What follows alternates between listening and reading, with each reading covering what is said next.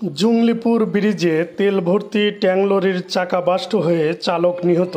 বগুড়া নগরবাড়ির মহাসড়কের শাহজাদপুর উপজেলার শেষ সীমানায় উল্লাপাড়ার উপজেলার জুংলিপুর ব্রিজে তেল ভর্তি ট্যাঙ্ক লরির চাকা বাস্ট হয়ে ঘটনাস্থলে চালক সোহাগ নিহত হয়েছে।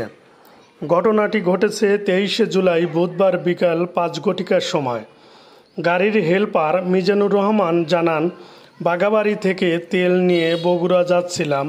এ সময় জুংলিপুর নামক স্থানে গাড়ির চাকা বাস্ট হয়ে ব্রিজের উপর তেল ভর্তি গাড়ি উল্টে পড়ে যায়। ঘটনাস্থলে চালক নিহত হয়, তবে আমার কোনো ক্ষয়ক্ষতি হয়নি, তিনি সুস্থ রয়েছে। নিহতর বাড়ি বগুড়া জেলার ধামরাইল বলে জানা গেছে। এদিকে গাড়ি উল্টে গেলে বগুড়া নগরবাড়ির মহাসড়কের ওই এলাকায় তীব্র যানজটের সৃষ্টি হয়। পরে হাইওয়ে পুলিশ ও এলাকাবাসী যানজট মুক্ত করে। সব জায়গায়